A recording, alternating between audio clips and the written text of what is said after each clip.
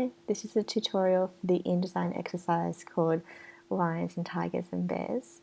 So if you go to the Moodle, head to the InDesign tab and then InDesign exercises, you'll see there's an example file here, which is this one. So this is an example of the kind of thing we'll be creating using InDesign. And this folder has all the images and an InDesign file that I've already created for you. So download that folder, it'll download a zip. So double click it, it'll unzip it for you, and then open up this InDesign file. So if you double click, this error message will come up saying 6 links are missing. That's to do with the images, but I'll show you how to fix that. So just click OK, and that'll open like this. So you'll see here, you might actually see a preview of the images. Mine are grayed out, and that's because InDesign wants to know where the links are, the links being these JPEGs, these images. So in that folder, the links folder has those images there. So we're going to click on one of these, use the black arrow, just click once. Don't click on the little circle part when it turns to a hand, just click off to the side where it's still a black selection arrow. Head over to the links panel. So if this is on pages, just click on links here, and it selected this image in the links panel. Relink, so this little chain icon at the bottom of the links panel, we'll click on that, and then we're going to go to the downloads folder, open up the links folder, and find that image. So it's the one I've got is ending in 637. This one. And because this tick box is selected, the search for missing links in this folder, that by default that should be ticked, but if it's not, tick it. Click open. That's going to relink that image that we selected, and it's also telling us here it found the other 5 missing links as well. So just go OK, and that's fixed up all of the images all at once. If for whatever reason that didn't do all of them, just do the same thing, click on the next image, the little relink chain, and then find the file in that folder. Cool.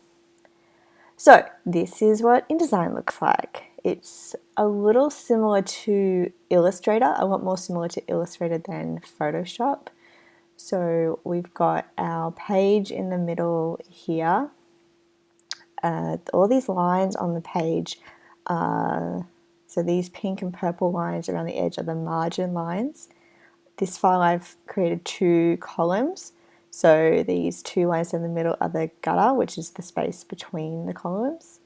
And the red line around the outside is indicating the bleed amount. And bleed is used when you're printing a file or you're sending a file to a printer, a commercial printer.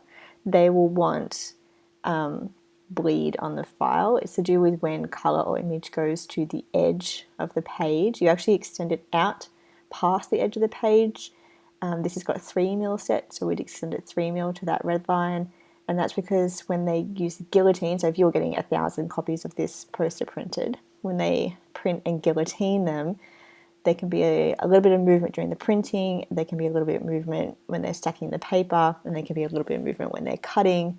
So that just gives them a little bit of wiggle room, having that extra image, so that if you didn't have the bleed, when it cuts, and it didn't cut perfectly, which it won't because that's just the nature of it, you would end up with a white line on the outside of your poster or brochure or whatever you're designing. So the bleed is just to give that little bit of buffer for guillotining.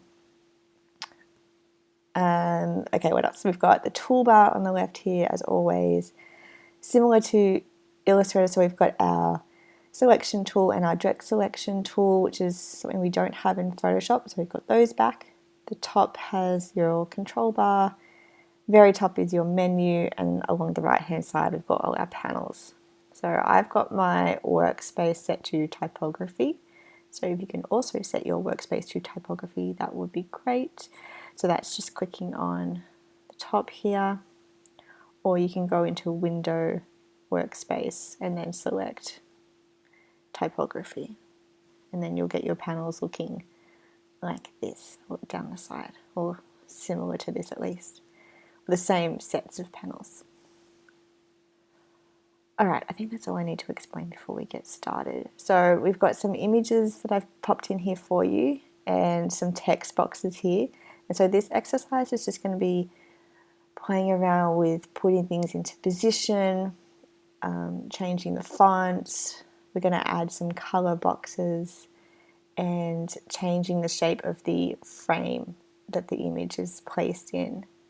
So we're going to start by just putting everything onto the page. So click and drag, I've got the black arrow selected, click and drag these text boxes onto the page. This is how I usually start when I'm designing things. I just pop everything in roughly on the pasteboard. That's what the slide is called. The grey area is the pasteboard. And then we'll start bringing in what we want. So for the images, you can choose whichever you like. You could use all of them, or you could just use some of them.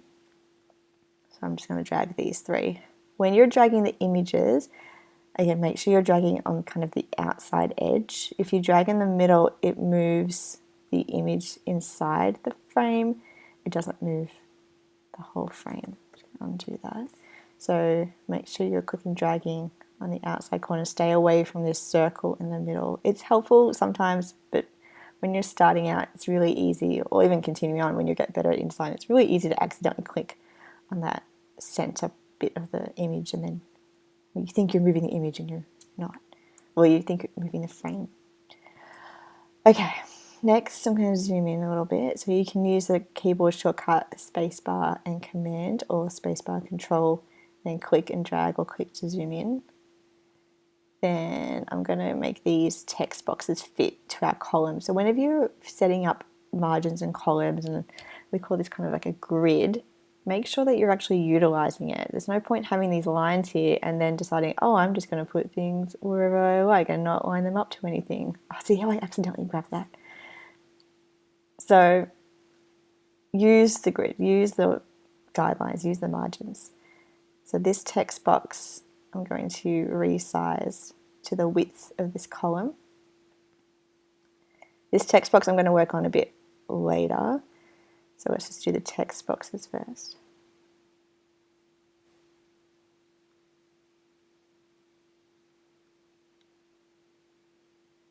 I was hoping one of these would go into Overset. Pretend that when you drag this in, some of the text can get cut off, and see this red plus sign, this red box with a plus sign. That's indicating there's what they call overset text. That means there's more text here that you can't see, and that's because the box isn't big enough. So just make sure your boxes are big enough to fit all the text. See that red dot or that red square has disappeared now? That's because all the text is here. So again, just demonstrating, if you get this red plus sign coming up, just make the text box bigger to fit all your text in it. Cool, and then you can choose a font. So I'm going to use the type tool, so the big T in the toolbar, or you can type T on your keyboard, that's the keyboard shortcut. I'm going to select the first line here, zoom in so you can see. So you can just click and drag to select that text, and then in the top here we'll change the font. You can also do it over here in the character panel. They both are the same thing, just two different spots, or you can change the fonts. So the default font is Minion Pro 12 point. Never leave anything as Minion Pro at 12 point. It either will look like a mistake, or it'll look like you didn't know what you were doing and you didn't know how to change the font. So we're going to choose something else. Oh, I don't have a tour on this machine. Actually, do I have? Okay, it's another thing I can show you. So it's so funny that brush script just came up. Don't use brush script also. And Comic Sans, never use Comic Sans or brush script. So I was just trying to look for Futura, and that isn't showing up because the last time I was using InDesign, I was filtering my fonts, which if you click on this funnel, there's a few different filters you can choose. You can see here I've got script turned on. So if I turn that off or clear all, it will show me all the fonts in my system. If you wanted to filter the selection of fonts for any reason, just a bit easier to find things when you're after something in particular. You could select, for example, sans serif will show you all the sans serif fonts. Serif will show you all the serif fonts. There's handwritten. And then down below here it has some of the characteristics of certain fonts, so you could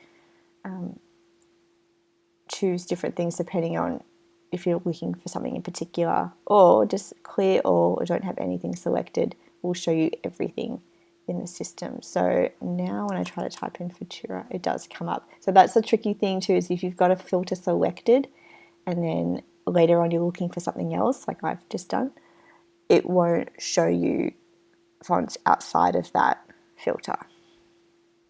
So I'm going to choose PT Bold. And I'm going to make this a bit bigger. So next to the font, and this is the font, like I'm using bold, the type. Next to here is the font size, so 12 point is the size. You can use the arrows here to go up, up, up. You can also use or down. You can use the drop down menu to select particular fonts. Don't feel like you're limited to whatever's listed here. You can actually type in any number that you like, and you can type in a number bigger than 72. So if I type in 100, it'll make it 100 point. I'm going to make it that big. I'm going to go for something like 45. But you can choose any font you like. So feel free to go through your own fonts here. It gives you a little preview on the side here of what the font looks like, and even see as I'm scrolling over it is changing the preview of the word I have selected. It's a bit hard to see because I'm off to the side if I scroll this over. It's a bit better. Now you can see, trying to scroll with the trackpad is tricky. You can see a little preview of it actually on your file. Or this drop down here, so the preview at the moment is the quick brown fox, etc. You can change it to the word typography or ABC, or the selected text is showing like over here if you couldn't see it like I couldn't before. So feel free to choose whatever you like. I'm just using Futura because it's classic. And we'll also change the font for the rest of this paragraph. But see now this little red box has popped up, so if I try to select all this paragraph, I'm actually not selecting all of it because it's not showing me all of it. So selection arrow, I'm going to drag this box down and make it bigger, and I usually go a bit further than, like I don't tuck it all the way up here, go a bit bigger, because once I change this font or this size, it might end up being too small again. The text box will be too small again potentially, so give yourself a little bit extra space. I'm going to make this one Futura. Let's go for a book. No, that one's condensed. I don't want condensed. Maybe white.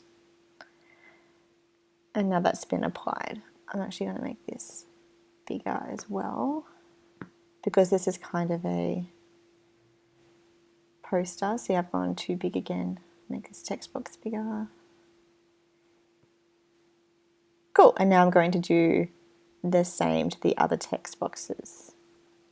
So if you hit Command 0 on your keyboard, it'll go fit to screen, and then you can use Command and space turns into your zoom tool, or you can use the zoom tool in the toolbar.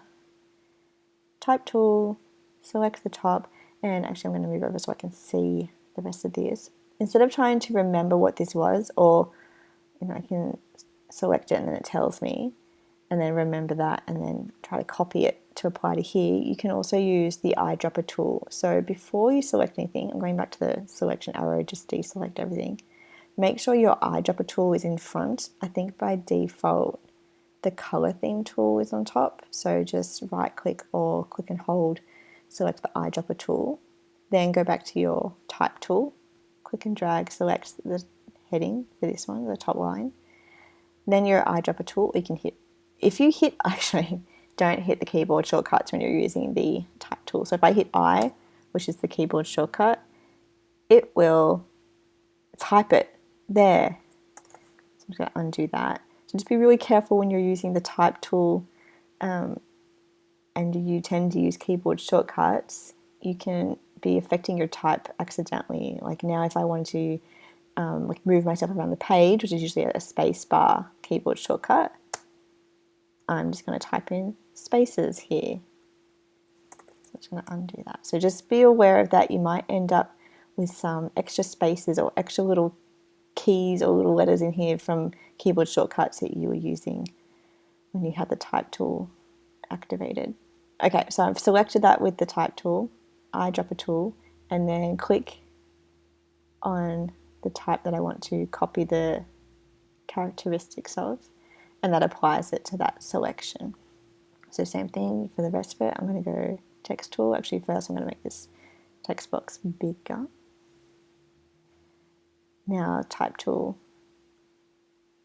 We'll make sure you're getting all of it. Eyedropper. Click on that. Cool. And then same thing for the last one. You can also double click or select the whole line. Eyedropper. Make this box bigger. Type tool. Select that. Eyedropper. Click over here and copies it. Cool. Okay, so let's fix up a couple of these little type things you might have noticed already. So you can see here we've got a hyphen. There's one down here too. Hyphens are generally a no-no, so we're going to fix that up. So rather than just putting the cursor in the middle of that, beginning of that word and then hitting return or enter, moving it to the next line, I'm gonna undo that, which is a way to do it. Not the best, it's not good practice to do that. We're going to go over to our paragraph panel. So on the right hand side here, you'll see paragraph, and then at the bottom of the paragraph panel, there's a tick box for hyphenate, and by default it's ticked. We're going to untick it, and that will not allow any hyphenations where we've selected it. So same down here, I'm going to select all of these. You could select the whole box, so Command A is select all, and then untick hyphen. This one didn't have any, but just in case we end up changing the size of the font later on, we won't end up with any hyphens there. Another no-no is one word on the end of this line, but I won't tell if you won't. Once we get more advanced into things, we'll be a bit more picky about this, but for this first exercise, I'm going to let it slide. So now another thing to fix is the descender, which is the bottom part of this G. The descender of this G is bumping into the next line. So we're going to add a bit of space in between our little heading and our paragraph here. So type tool. And again, a way to fix this up or to add space is to hit return and put an extra line in between. You can do that from the beginning of this paragraph or after this heading. But that's also a really amateur and not precise. Like there's better ways to do this in InDesign and better practice. If you're just hitting returns, if you're applying for a design job, they'll sniff that out pretty quickly and go, you don't really know what you're doing when you're setting type. So I'm going to show you the pro way. So I'm going to put my cursor in this top line. You don't just select like this, just make sure your cursor's in there somewhere. And then over in the paragraph panel again, there's a few different options here. When you roll over it, it tells you left indent, first line indent, etc. We're going for space after. So this one on the right hand side, third one down, space after. I'm going to put in 3 mil. Only because I kind of knew 3 mil would be good, but just type this up and down until you think it's a good amount. 2 mil to me is still a little bit too close, so 3 mil is nice. You could go more if you wanted to. I wouldn't probably go more than 5.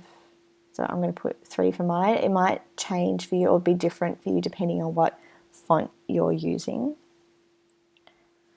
I'm going to do the same for up here. So we want all these to kind of have the same settings. Even though this doesn't have a descender in the line, I'm going to make them all the same anyway for consistency's sake.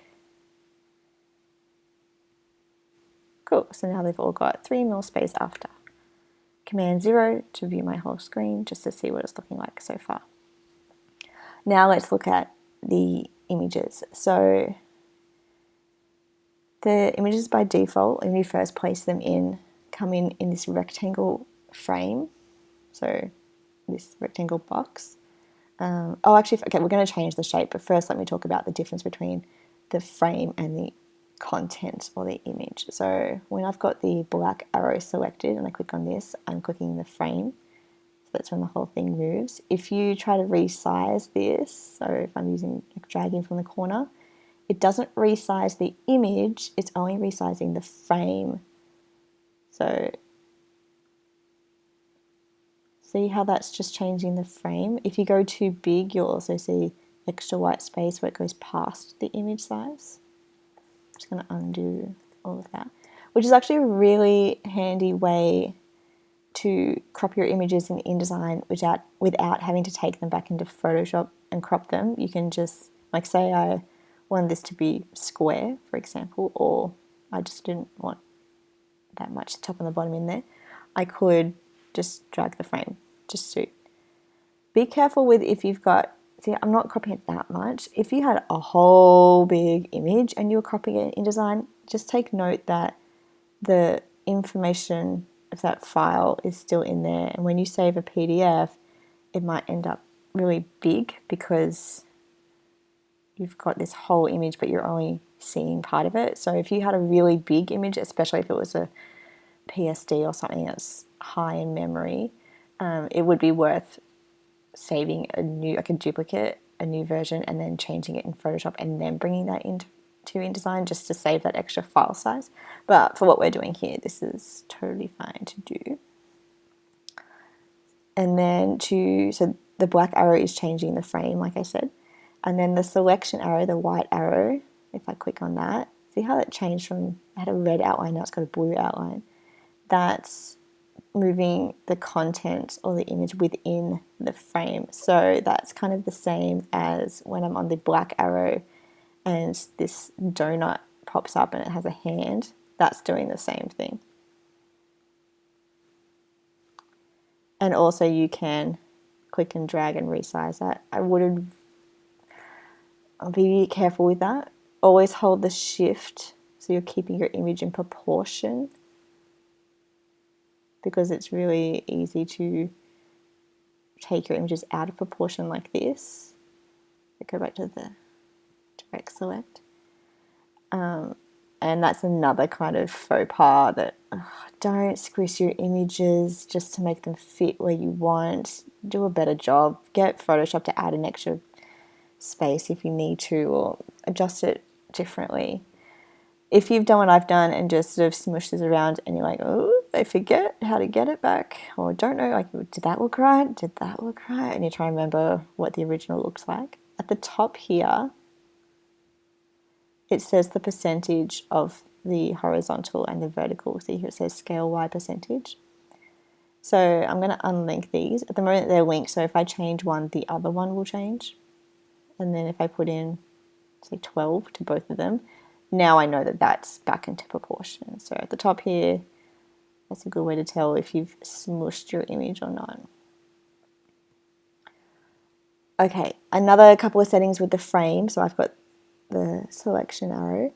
Go into object, fitting, and there's a bunch of options here. So you can probably see at the moment here, I've made the frame bigger than my image. Generally, you wouldn't ever really do that unless you had, maybe I filled this in with white and I wanted some white space behind the image and that was the way that I did it. But if you just want to use the whole image by itself and not have like this background border or anything, you generally want the frame to fit to the content at least. So object, fitting, rather than doing that manually, clicking and dragging the corner and fitting it manually, you can say fill frame proportionally, fit content proportionally. It's 3 different options. For this one, I want to fit the frame to content. So if I click on this, see how that's just gone whoop, and it's moved the frame to the content. Likewise, you can do the other way. So say if I wanted to, not rotate it. Although if you wanted to, that's how you rotate it. You get that double-ended arrow in the corner. I'm going to make this fit the width of the column, but it didn't move the image, it only resized the frame. Then I can go Object, Fitting, Fill Frame Proportionally, and that fills the frame, but it keeps the proportion of the image. That might have chopped, see how there's like extra image at the top and bottom? That's okay, or I could move this text down to make more space, to have the whole image, but just so you know, there's a lot of options there in Object Fitting. I'm going to go back to Fit Frame to Content to show you something else. So there's a keyboard shortcut, as always a keyboard shortcut, to resize the frame and the content together. So before, if I just click and drag the corner, hold the shift to keep proportion, it would change the frame. If you hold down Command, it's tricky to do. So hold the keyboard shortcut down first. So I'm going to hit Shift Command and then click and drag, and see how that resizes the content as well as the frame. So it's not cropping it at all, it's resizing both. And that's holding Shift and Command. I think it's the Command part. Yep, Command is the part that keeps them kind of moving together, and Shift keeps it in proportion. That's why I'm holding both of them. So I find if you click the mouse first and then the keyboard shortcut, it doesn't work. So hold down your keyboard shortcuts first, Shift Command, then click and drag. Or you might do the side, however you need to resize it. So that's another nifty thing.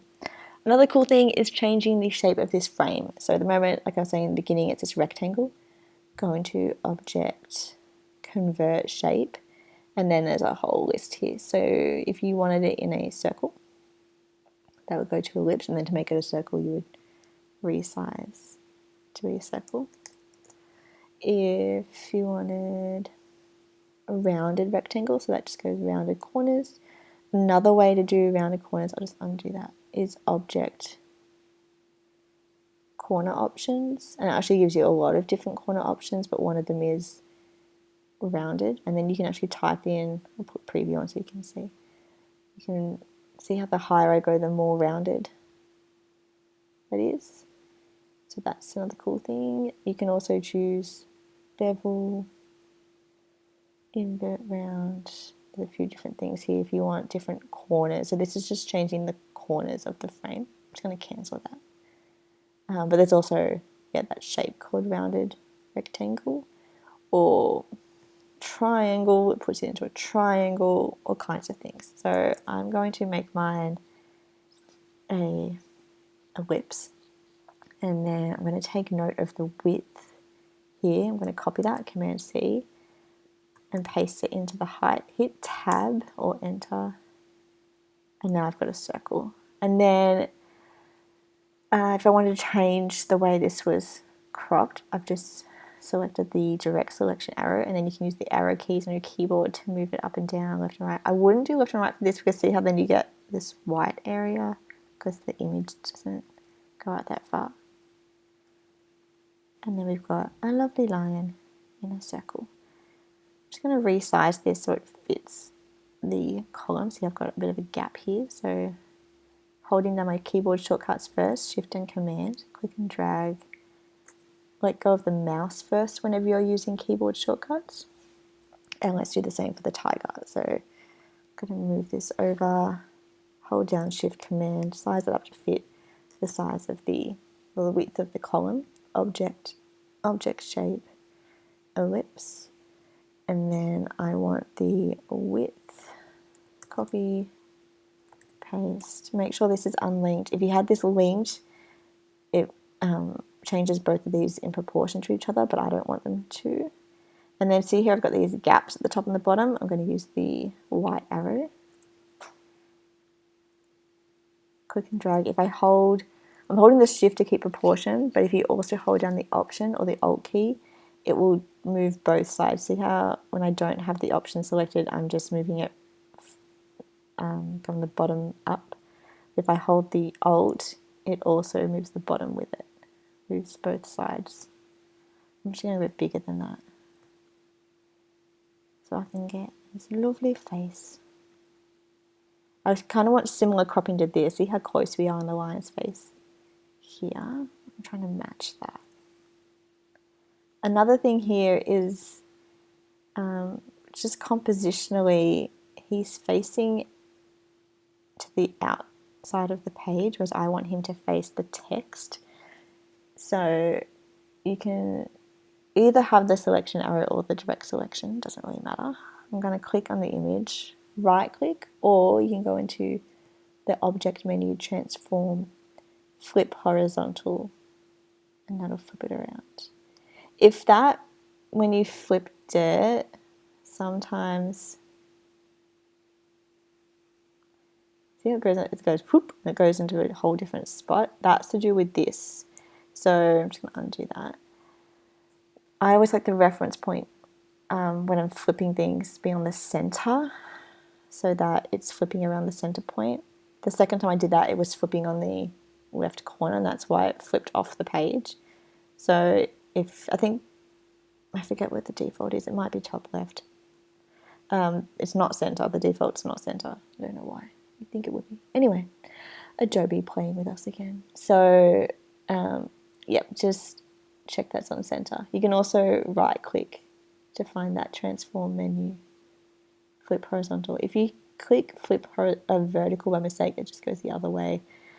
This is one of those things that it's actually different between the programs. Another way that Adobe messes with our head is that I think in Illustrator, flip horizontal actually does the opposite to this, or one of the programs does. Anyway, not really the point. Just if it does it the wrong way, do it the other way. It's 50-50. Cool, let's do the bear. Didn't hold my shortcuts properly, so Shift Command, click and drag. I'm going to size this up to fit. Object, convert shape, ellipse, and then copy, paste. Oops, see how because that was linked. So when it's linked, it does it all by proportion. I'm going to unlink that. Then paste that in, direct selection arrow to reposition Papa Bear. I'm assuming you'd be Papa Bear. And then same thing, I'm going to flip him so he's looking at the text. There we go. Oh, and I forgot the oh my. The oh my at the bottom, I'm going to make the same as the heading. So Eyedropper.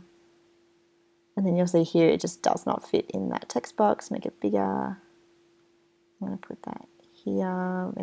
Maybe I'll line it up to the margins. What a crazy idea. There we go. Cool. And then likewise, I'm going to put this text to the top margin. Oh, actually, no, I'm not. I'm going to put the image. Just going to play around where you want things to line up. I actually want this text to be kind of centered. Oops, double clicked accidentally. All right, let's roughly get these lined up. Great, so we should have something kind of looking like this. At this point, if you haven't already, I would definitely save your file. If you could put your name in the end of it, of the file name, that would be great, just so you know it's something that you've worked on or you've created. But yes, make sure you're saving your file as you work in case anything happens. We don't want to lose everything. Okay, now we're going to add some color. So on the left-hand side here, I think by default it's usually on rectangle. So underneath the one with the cross, so the cross is a frame tool, that's for images. The one underneath is the one for color. So, or for different things, but in this case we're going to make a colored shape. So click on your rectangle tool. I'm going to do, oh, another thing I haven't talked about, just reminded me, layers. So before we start drawing shapes, let's talk about layers. So I've created 3 layers in this file for you, text, images, and background. So if you just toggle them on and off, you'll see the text is on its own layer, the images are on their own layer, and then the background, which we haven't drawn anything in the background yet. So I would lock text and images, just so we're not accidentally messing with any of those.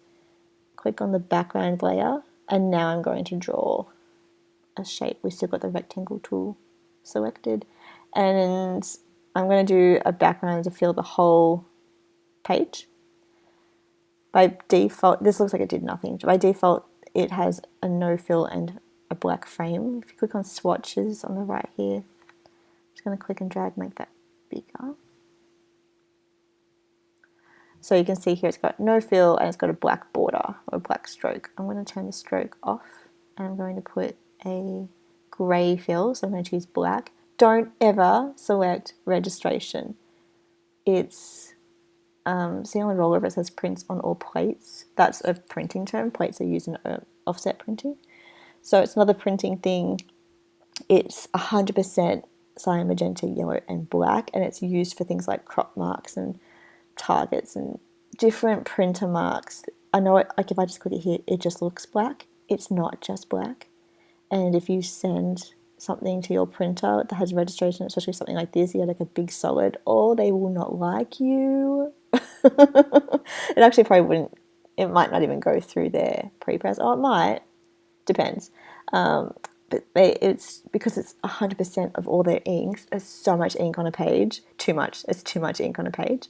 And if you had, especially if you had reversed out text, which is white text, it's likely that the ink would fill in that white text. Anyway, I'm going to stop talking about printer things. Just don't do it. Don't do it unless you know what you're, if you've been told to do it or you know what you're using it for.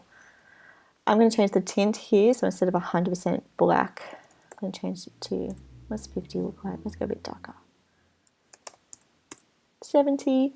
And then, I'm going to zoom in. Remember how I was saying if you've got any image that goes to the edge of the page, bring it out to the bleed, this red line. Make sure you do that. We want to make our printers happy. Cool. So now we've got this grey background. I'm going to add some colour stripes. So again, rectangle tool, or you could use different shapes if you want. And same with the images, the frames. You could have chosen any shape that you wanted. I just chose a circle, but you could choose a square or one of those other options if you like. So I'm going to draw another box behind. Default is no fill black text. Let's turn that off. And I'm going to make that yellow. So there are some swatches already here. Oops. Swatches already here that you can use. And you can, if you double click, you can edit them. So you can use the sliders here. If you want to make this a different color, you can. Or go into this little hamburger menu. So the 3 lines at the top right, new color swatch, and then you can use the sliders here. So we're working in CMYK, that's a printing color mode. It's also fine for web you really want RGB, but we're doing this as if we're making a print poster or a poster to print.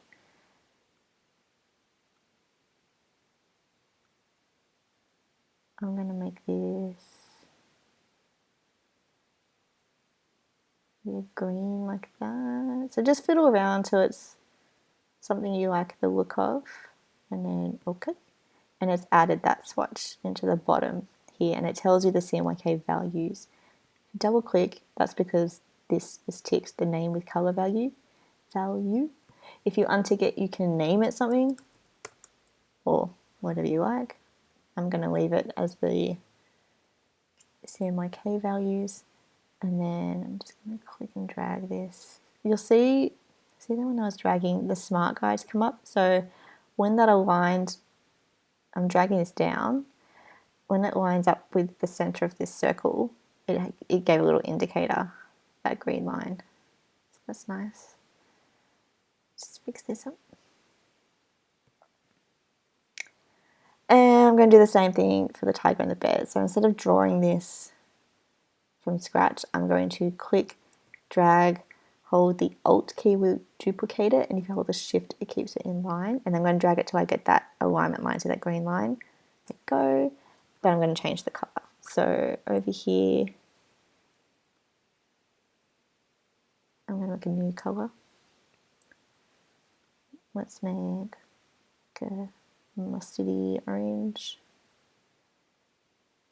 Okay, and let's apply that.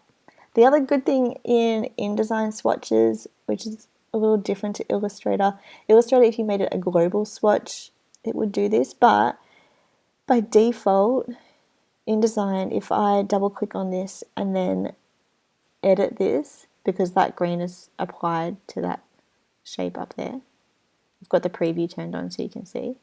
When I change these, it changes the color of anything that has that color applied to it already. So that might be good or it might be bad. I really like it because it means if I've got that color applied, I can change. If you had lots of things with that color applied, you could change them all at once really easily. But if you weren't expecting it to happen, then I guess that would be annoying. But just make a new color swatch. Don't edit anything then. Just leave it there. Make a new one if you want a different color.